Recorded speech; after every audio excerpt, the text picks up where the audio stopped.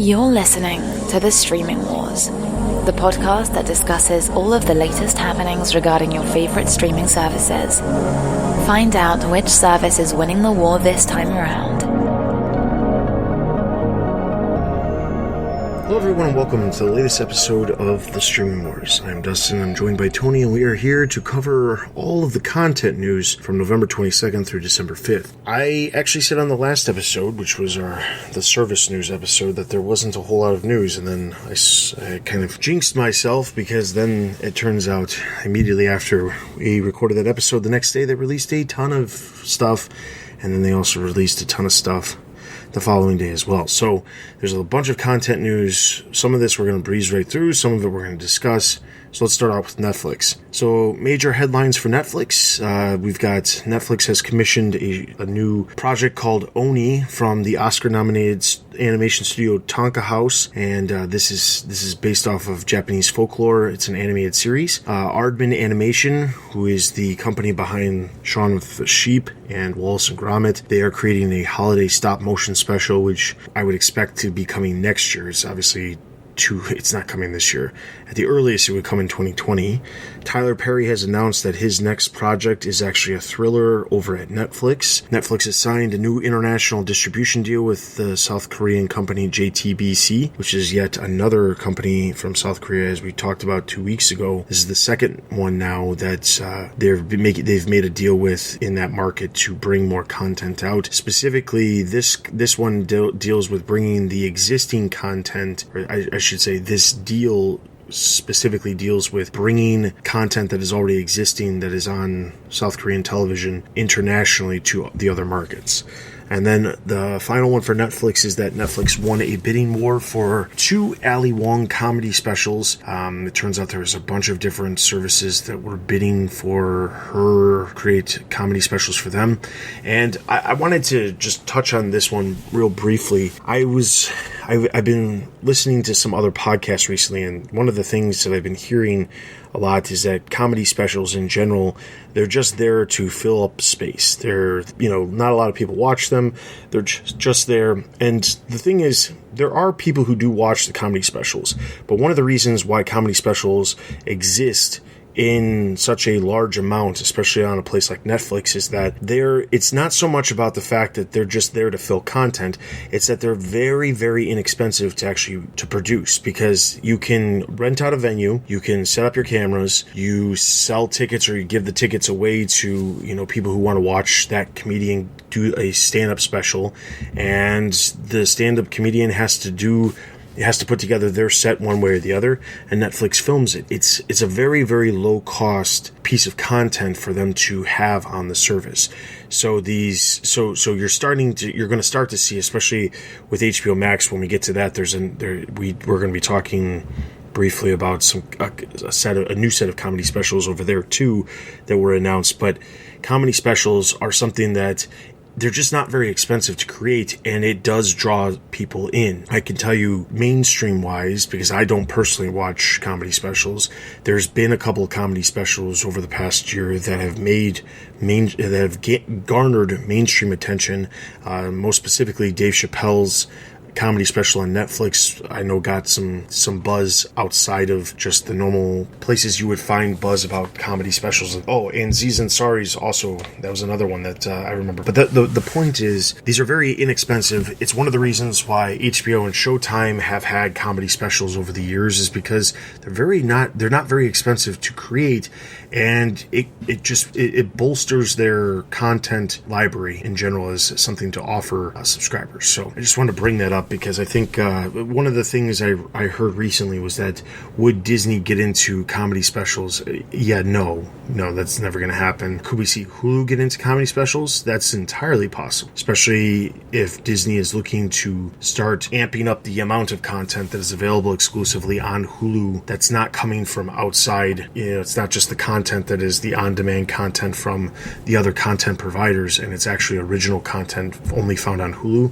That would be an easy way way for them to kind of boost up the amount of content they can produce. I think comedy specials are one of the few things that it's kind of like game shows that are cheap to make and that people will kind of watch whenever. Yeah, you can't really do talk shows on these streaming services just because it's the content will be out of date or jokes won't make any sense anymore, or it's just a weird format to kind of do that. But comedy specials, I mean, they're almost timeless per se. It's kind of like great late night watching. I mean, there were a few times where like me and my ex and an old roommate of mine where we were just like up late at night and said, well, what are we going to watch? It's like, well, we're going to watch these comedy specials. And Netflix is kind of overtaken. I think it used to be that a lot of these people, a lot of these comedians film their stuff on HBO and Showtime. So it's like a cheap way to get people to like watch their service, you know, for Netflix. It's kind of cheap content to get. I think that's great for one, the comedians, because they can finally get more exposure and people can, you know, see them more and view them more. And two, I think it's a great value add for, you know, these streaming services to get low cost content that people are actually going to like watch. You know, it's not like you're going to greenlight some weird show that potentially nobody might actually watch it, whereas in, you know, some of these established comedians get a special of them and it's like them on a stage. It's pretty cheap content for views. So I think it's great that these streaming services are diving more into that. I don't think Disney would be the right partner to put on these comedy specials, but I could see Hulu doing that. I guess the only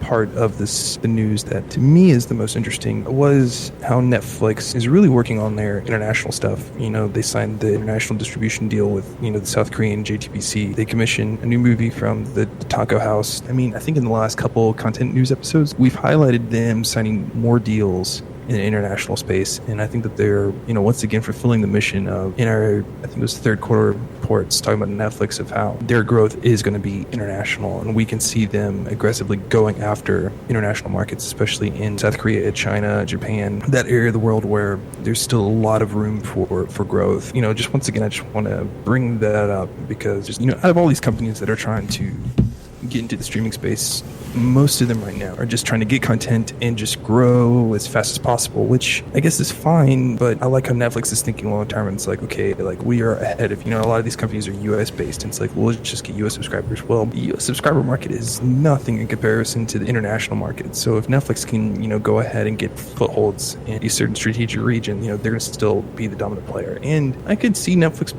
possibly losing some steam in the US, but that doesn't mean the company's going to fail. You know, it's like, oh, Netflix is dead. It's the fact of, since they've had this big push for international, they're going to be, you know, completely fine in this new, you know, arms race of streaming because their competitors are going to be so far behind. The time by itself is the factor. Netflix has that time. They have the reach that a lot of the other companies are going to struggle with because, you know, we've heard Disney Plus has announced their first reach outside of the immediate international markets they opened in, which was New Zealand, Australia, Netherlands, and obviously the rest of North America. But they've now, you know, we know that they're coming in March to the good chunk of Europe. And the thing is, while there will be the ability to have subtitles and things like that, and that is something that's still very common, one of the things that I've noticed, at least for some of the shows that I've watched on Netflix that are from international markets, is that Netflix is dubbing stuff, live action stuff, and that's not something that I'm used to seeing. And I'm not saying it's not out there, because I know live action stuff, because I know that animation is something that's been dubbed for years, but I haven't seen very many international films that are dubbed in the native language, and Netflix has been doing that with a bunch of different series. And while Disney could do that, and they could easily put it because they don't have the amount of content, I feel like eventually when they get into the Asian markets and things like that, they're going to be hindered because there's not content specifically for those areas. Disney Plus is going to have, in my opinion, just issues creating content specifically for those international markets. While a lot of content that Disney produces is well received worldwide, you look at Netflix and they're specifically seeking out content in these smaller markets. The most perfect example I can give that was recent is a show called Money Heist, or La Casa de Papel. That show came from Spain. Netflix picked it up. It became a huge global sensation, and it was the dialogue was dubbed in English specifically for the international, well, for the, you know, for certain international markets. So the thing is, it's something that I could see Disney having problems gravitating towards and really expanding on. They're going to run into problems of being able to somehow create content specifically for the Japanese market that is still going to resonate with the rest of the world, but still falls within the banners that they already have. And I think that's one of the things Netflix has going for them. Like you said, like they just have this. They've realized that the international market is really where they need to be focusing on, and a lot of these announcements that we see week after week after week is that they are focusing heavily on the international market, because it will take a long time for these other services to really get a foothold in these markets. All right, so next we have Prime Video. The only new announcement was that there's a new docuseries focusing on the Australian cricket team that's coming very soon. Jumping straight over to Apple TV Plus, Apple has announced that they are teaming with Oprah to make a music industry assault documentary, specifically dealing with what is described as the invisible war. With if you are dealing with assault, this has happened in multiple industries, but if you're dealing with assault, it's hard to bring it up when your future is in the balance of those exact same people. All right, then straight over to Disney Plus. There was new episodes of The Proud Family are potentially in the works, according to one of the original cast members. There is a new comedy series with Kristen Chenoweth headlining. She's headlining the new series, and that's in development over at Disney Plus. Then we have the new Star Wars themed game show, and that's planning on coming in 2020. And if you are surprised by the idea of a Star Wars game show, don't be. Obviously, The Mandalorian has been an extremely popular series. They're looking at trying to have other Star Wars content on the service.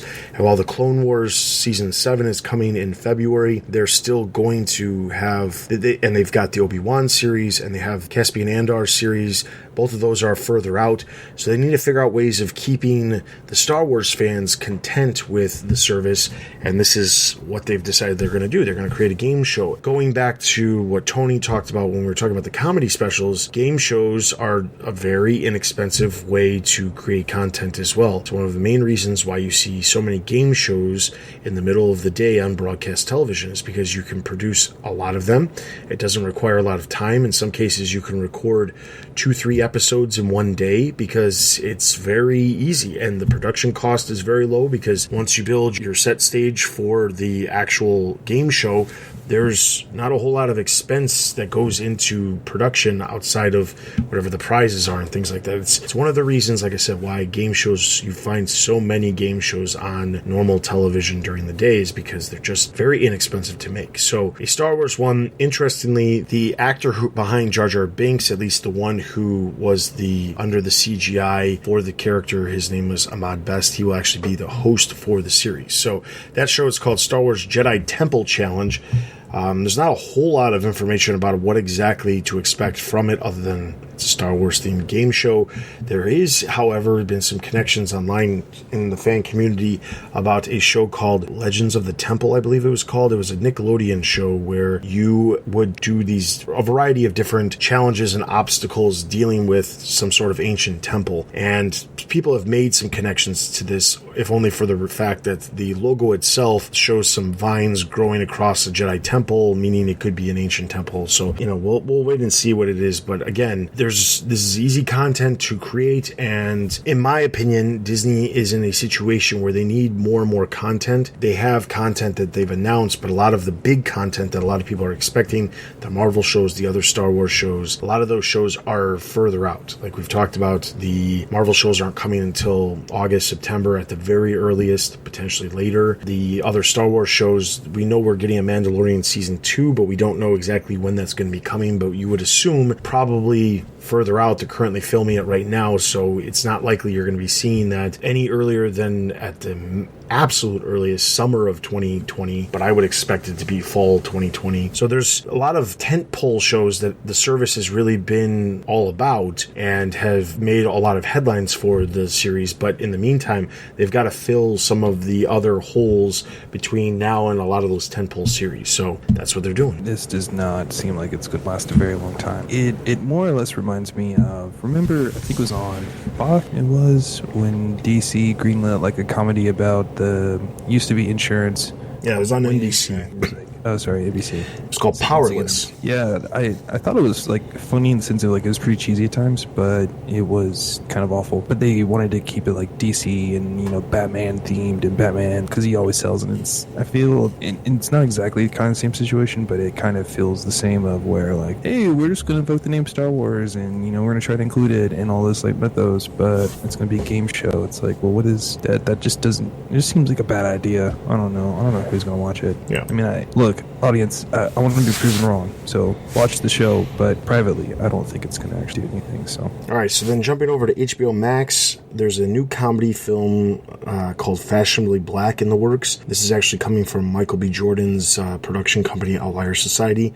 I just want to touch on this real quick, and that is because some of the headlines I've seen have said that he is actually starring in this project, and the actual official announcement does not say that he is starring in it, but because he is the big name behind the production company, his name is being attached, and obviously because his production company is attached to it, his name is becoming connected to the cast, and that's not the case at all. The actual description of the project itself doesn't even say that the main character is a male.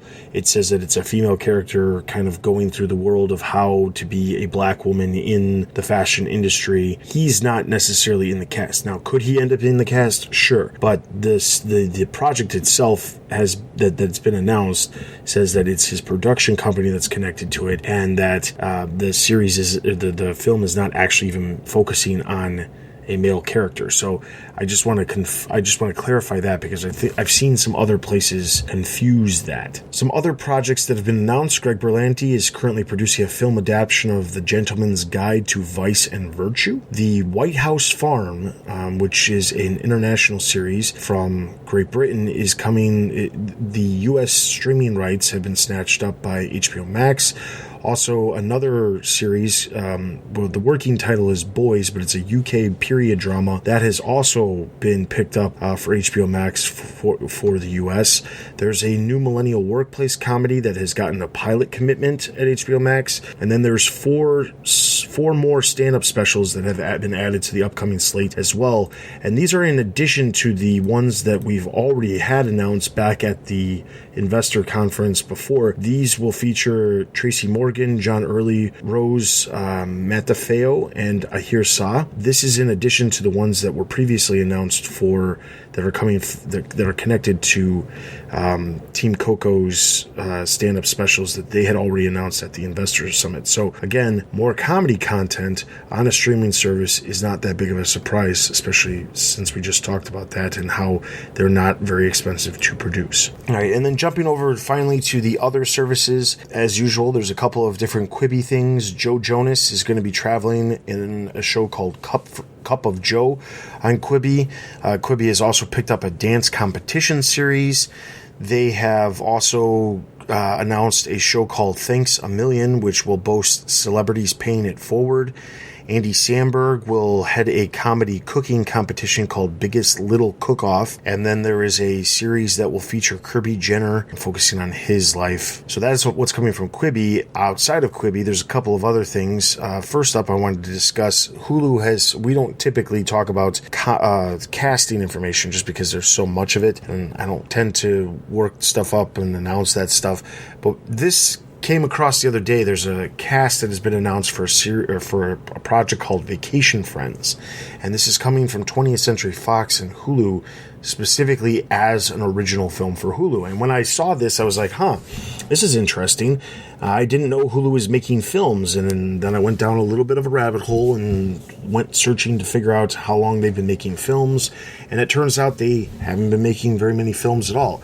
If you count documentaries, they actually have been. They made a big push in 2017 to have 3 documentaries come out in like a month's time frame, but then and on average since 2017 they have between 4 and 5 documentaries that they've released a year. But one of the other things that they've just gotten into is fictional films, which they released actually their first 2 fictional films or narrative films. Actually, this past October they released 2 horror films in October: Little Monsters producers in a movie called Wounds, and they have 3 projects, including this one, Vacation Friends, in the works. So I just thought it was interesting and wanted to bring it up because Hulu obviously has, over time, just because of the amount of money that Disney has paid to become the majority stakeholder, they'll eventually become full owners of Hulu.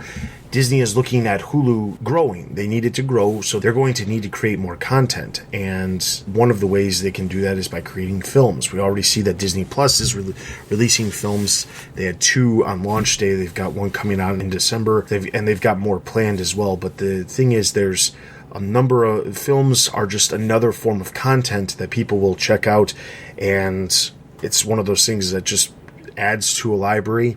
And if you haven't seen the film, you might be inclined to check it out. So it wasn't so much about the actual casting, but it just brought up the idea of Hulu is out there creating content in the form of films. Yeah, that's good. Seems like Disney's finally moving into is probably not the right way to say that. It seems like the next stage of the plan was to bring up Disney Plus, keep Hulu where it is, behind the scenes, get Fox in all the studios and all those departments reorganized and kind of in a working order, and then use the Fox back-end studios that they acquired to now create content for Hulu. And it's nice to see that pipeline emerge. I think it's what they need to do, and I think it can help boost more Hulu growth. Because right now they have really good shows, but I think they can also get into the content producing game. It's nice to see that pipeline starting to emerge. The other service that had some content news was CBS All Access, and they actually announced just over a week ago from the time we're recording this, they announced that they have added over 1,000 episodes of children's content to their service. And this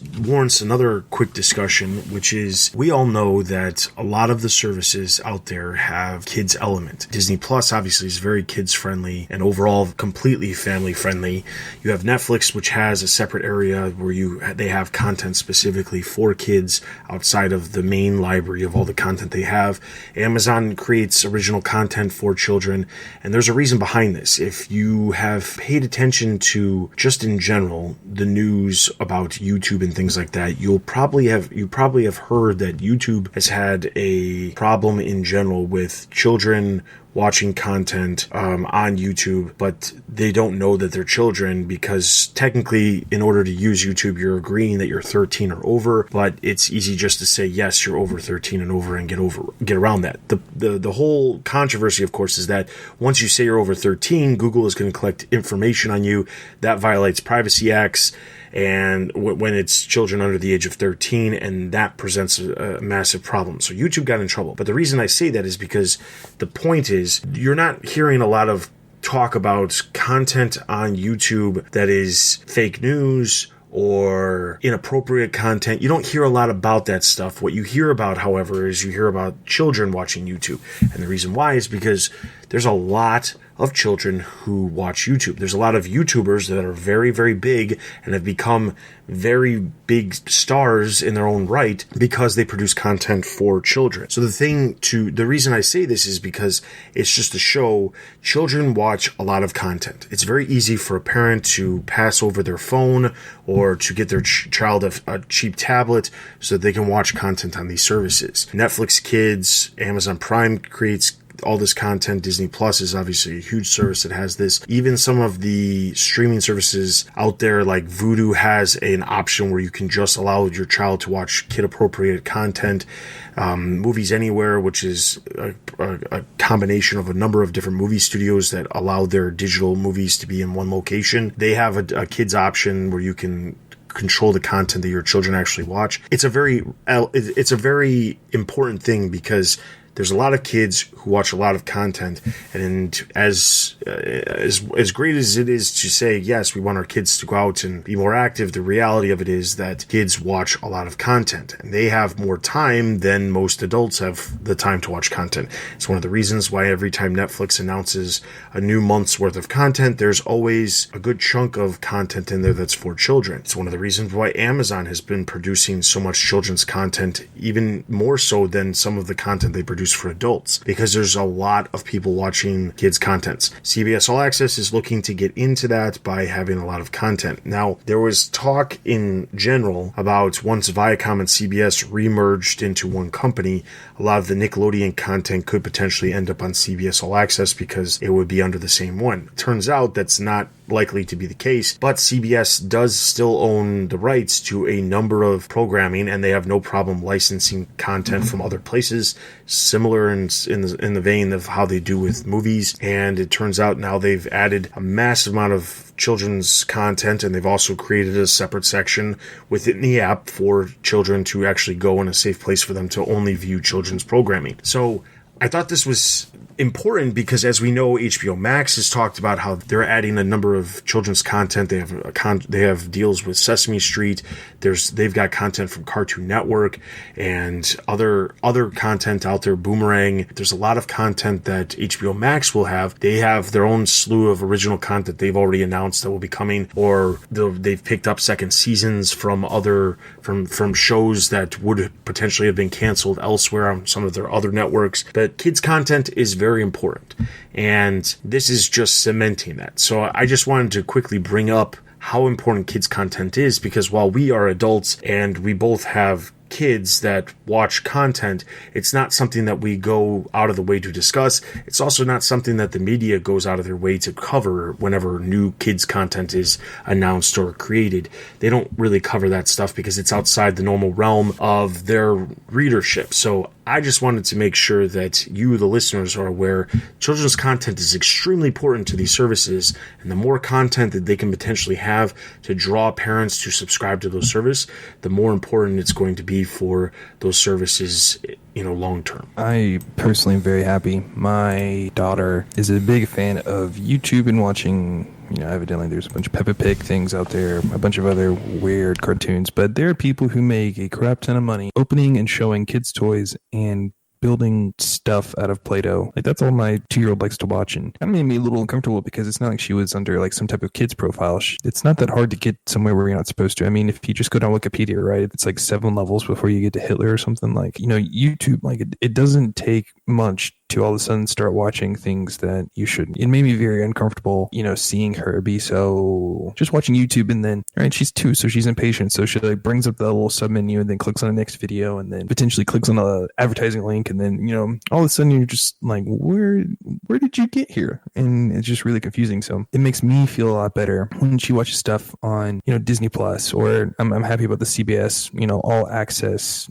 kids content, or Netflix's kids content, just because where that comes from. And now you can make an argument of, all right, well, I don't trust these studios and companies, but it's like, at least there's more regulation, there's more at least transparency at these bigger, places than YouTube channels that, without any like careful supervision, you can all of a sudden get somewhere you're not supposed to, or have ads show up that are not kid appropriate. So that's basically the wrap up of the news. As far as trailers, again, there was a bunch right after we recorded the last episode, and then we had a little bit of a lull because of the Thanksgiving week here in the United States, and then all of a sudden we just had a ton of stuff release in the last couple days. So going over the trailers from the past 2 weeks, we have Hunter Season 1 on Prime Video, which is coming sometime in early 2020, no specific date for that. No Activity Season 3 on CBS All Access premiered on November 21st. The Grand Tour presents Seaman on Prime Video. This is coming on December 13th. Fuller House Season 5 on Netflix comes out on December 6th.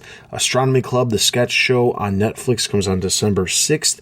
Michelle Wolf Joke Show on Netflix, December 10th. Who Killed Little Gregory on Netflix it premiered on November 20th. Tiffany Haddish Black Mitzvah on Netflix, released on December 3rd. The Gift on Netflix releases on December 27th. Jack Whitehall Christmas with My Father on Netflix comes out on December 12th. Messiah Season 1 on Netflix comes out on January 1st. One Day at Disney on Disney Plus premiered on December 3rd. Soundtrack on Netflix premieres on December 18th. Don't F with Cats Hunting an Internet Killer on Netflix premieres on December 18th. Shrill Season 2 on Hulu premieres on January 24th.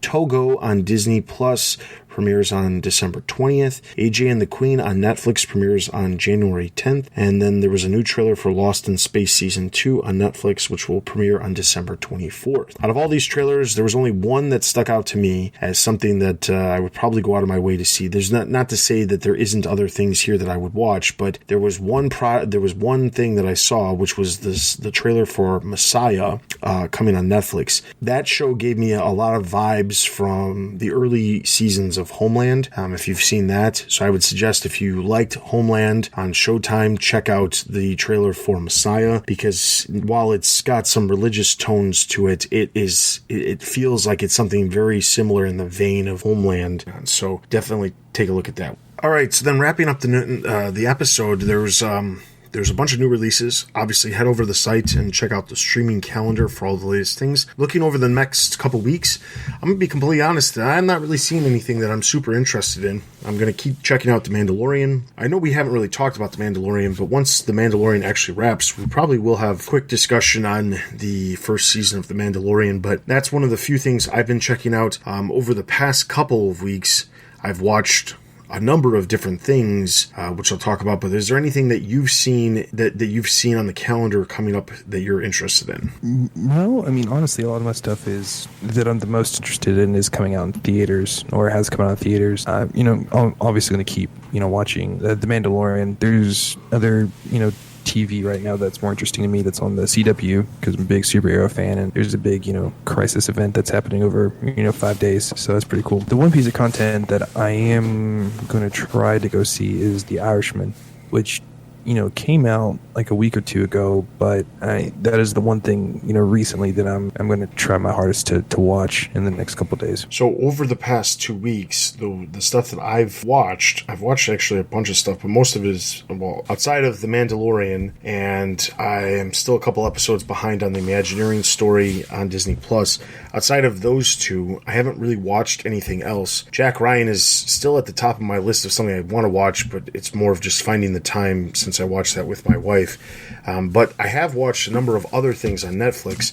I did see The Irishman. I thought it was a good movie.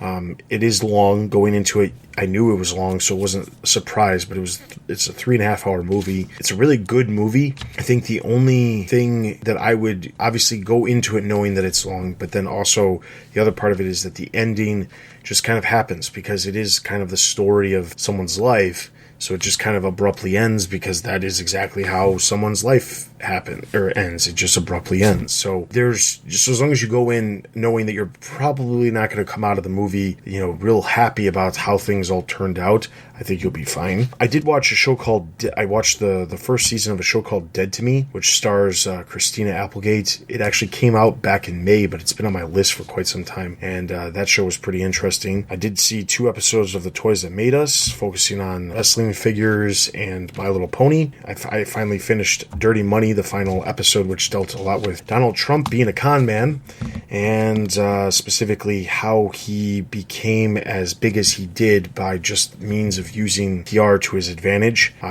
This is nothing, I'm not saying this as a political thing, I'm just saying that's exactly what that's exactly what the episode is talking about that situation. And then finally, I saw something that I would suggest anybody who's looking for something really good but is not looking for something that's really, really long. There's a limited series that came out earlier this year that's called When They See Us, and that is... Oh my word. Yeah. Impactful. Yeah. Just Anna Duvany. What a masterpiece. I watched that and I cried so much. Just, man, you have to go see it. That's one of those mini series that I completely recommend. Is you need to watch that. It just breaks your heart. Yeah, that was a really good series.